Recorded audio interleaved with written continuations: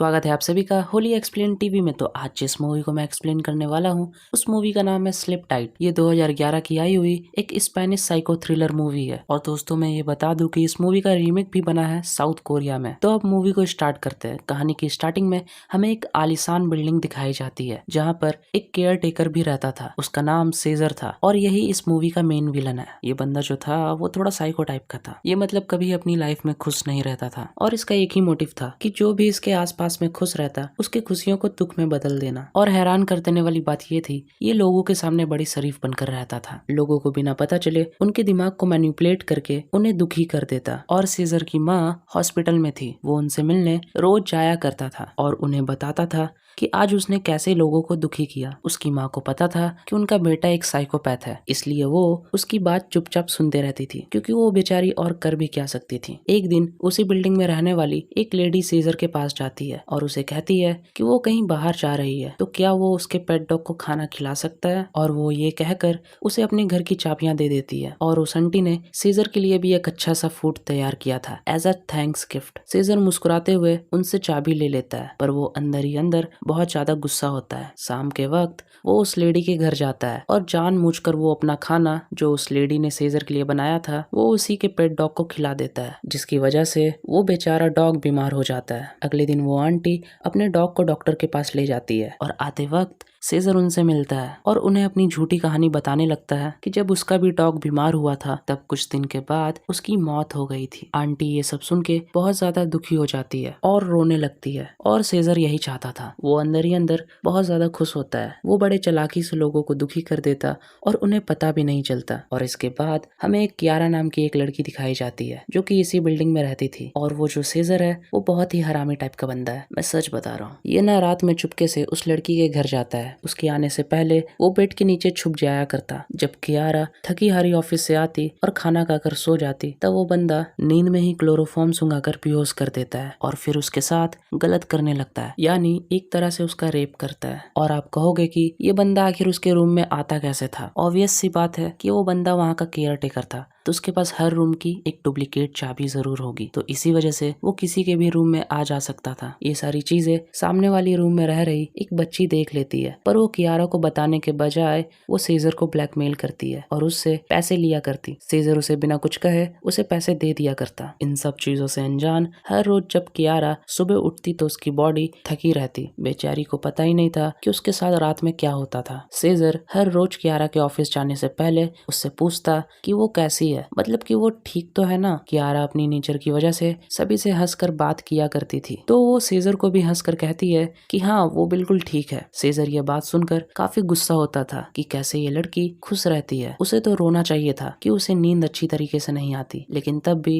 वो हार नहीं मानता। वो हर रोज उसे अननोन नंबर से गंदे गंदे मैसेज किया करता ताकि वो परेशान हो। पर इसके अगेंस्ट कियारा ने पुलिस कंप्लेंट कर दी थी कि कोई आदमी उसे परेशान कर रहा है और पुलिस भी अपनी इन्वेस्टिगेशन चालू कर देती है। सीजर जो था इतने पर ही नहीं रुकता, वो कियारा के बॉडी लोशन और कुछ चीजों पर केमिकल मिला देता है जिसकी वजह से कियारा के बॉडी पर रैसेस आने लगते हैं। फिर भी कियारा हर रोज सीजर के सामने खुशी रहती। वो कभी भी अपना दुखड़ा उसके सामने नहीं रोती थी। वो काफी जॉली पर्सन थी। वो हमेशा अपने चेहरे पे एक स्माइल रखती। सीजर को बर्दाश्त ही नहीं होता कि इसके साथ इतना कुछ होने के बाद भी ये खुश कैसे रहती है। तो एक रात सीजर पता नहीं कहां से बहुत सारे कॉकरोचों को कियारा के रूम में डाल देता है। मतलब कि तुम देख रहे हो कि ये बंदा किस हद तक जा सकता है सिर्फ किसी को दुखी करने के लिए। उस रूम के अंदर 1000 से भी ज्यादा कॉकरोच थे। कियारा सुबह उठती है एंड ये देखकर काफी डर जाती है कि उसके अपार्टमेंट के अंदर कॉकरोचेस कहां से आए। कियारा जल्दी से कुछ कपड़े लेकर बिना फ्रेश हुए रूम से बाहर निकल जाती है और सीजर के पास जाके उससे रिक्वेस्ट करती है कि प्लीज मेरे अपार्टमेंट को साफ कर दे। इसके बाद कियारा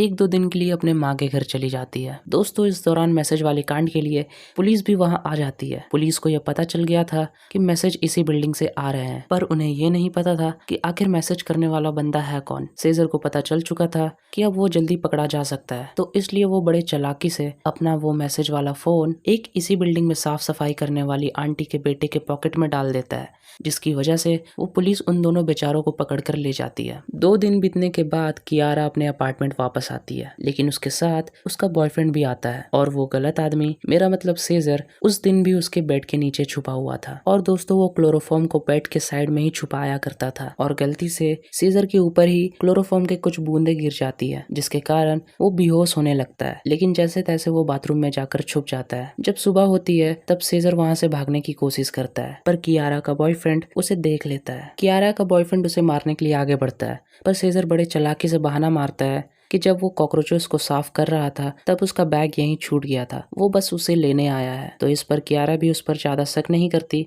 और उसे उसका बैग दे देती है एंड वो ये लेकर यहाँ से निकल जाता है। कुछ दिन बाद कियारा को पता चलता है कि वो 4 वीक से प्रेग्नेंट है। कियारा और उसके बॉयफ्रेंड में बहस होने लगती है। उसके बॉयफ्रेंड को यहाँ आए हुए सिर्फ 3 से 4 दिन ही हुए थे और कियारा 4 वीक से प्रेग्नेंट थी। लेकिन कियारा को पूरा विश्वास था कि ये बेबी उसी के बॉयफ्रेंड का है और ये सारी बातें सीजर भी बेड के नीचे से सुन रहा था। रात में सीजर उन दोनों को बेहोश करके कियारा के साथ सेक्स करने लगता है। अगले दिन कियारा का बॉयफ्रेंड जब रूम की साफ सफाई कर रहा था तो उसे क्लोरोफॉर्म मिलता है। उसे सीजर पर शक होता है लेकिन वो सबसे बड़ी गलती कर देता है उस साइको सीजर को अपने अपार्टमेंट में बुलाकर, क्योंकि उस वक्त कियारा भी वहाँ नहीं थी। कियारा का बॉयफ्रेंड सीजर को कन्फ्रंट करने को कहता है। सीजर ये सारी बातें कन्फ्रंट भी करता है। वो कहता है कि हाँ वो रोज यहाँ रात में आया करता था और कियारा के साथ सेक्स करता था और बस होना क्या था, इन दोनों में हाथापाई होने लगती है और दोस्तों इसी के चक्कर में कियारा का बॉयफ्रेंड मारा जाता है और यह हरामी इंसान सीजर बड़े चालाकी से सारे सबूतों को मिटा देता है। उसके कुछ समय बाद पुलिस भी वहां आती है और अब यहाँ सबूत ना मिलने के कारण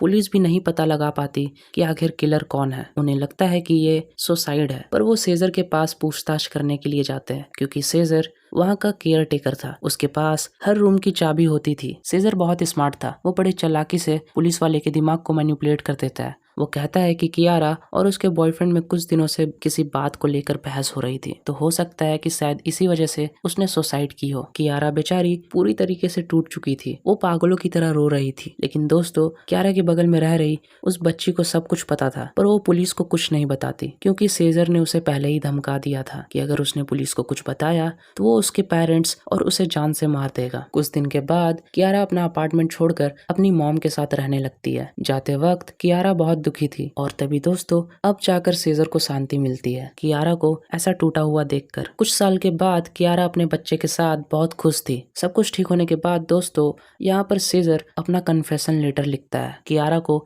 लेटर के जरिए सारी सच्चाई बताता है कि तुम्हारे घर में जो कुछ भी हुआ वो मैंने किया था। इस बच्चे का पिता भी मैं हूँ और मैंने ही तुम्हारे बॉयफ्रेंड को मारा था, क्योंकि उसे सब कुछ पता चल गया था। और वो लास्ट में ये कहता है कि उसे बस कियारा को दुखी देखना था और उसका काम अब हो चुका है। फाइनली वो अब अपनी लाइफ में खुश है कियारा की वजह से। यहाँ पर उस बेचारी कियारा की जो हालत थी, जो एक्सप्रेशन थे, वो मैं बयां नहीं कर सकता। वो अपने बच्चे को गोद में लेती है और बहुत बुरी तरीके से रोने लगती है और अब ये मूवी यहाँ पर खत्म होती है। इस मूवी के अंदर बहुत सारे इंपॉर्टेंट चीजें थी, जैसे कि तुम्हें किसी पर शक हो तो कभी भी उसे अकेले जाकर कन्फ्रंट नहीं करना चाहिए, या तो पुलिस के पास जाकर सब कुछ बता देना चाहिए या फिर 2-3 लोगों को साथ में लेकर उसके सामने जाकर कन्फ्रंट करना चाहिए, क्योंकि ऐसे जो लोग होते हैं वो बहुत ही ज़्यादा स्मार्ट होते हैं। वो किसी का मर्डर करने से भी कतराते नहीं। तो फाइनली ये मूवी यहाँ पर खत्म होती है और हाँ, वीडियो आने में थोड़ी लेट होती है पर मैं पूरी कोशिश करूंगा रेगुलर रहने की। सो गाइस, अगर ये वीडियो अच्छी लगी है तो वीडियो को एक लाइक करें, चैनल पर नए हैं तो उसे सब्सक्राइब करें।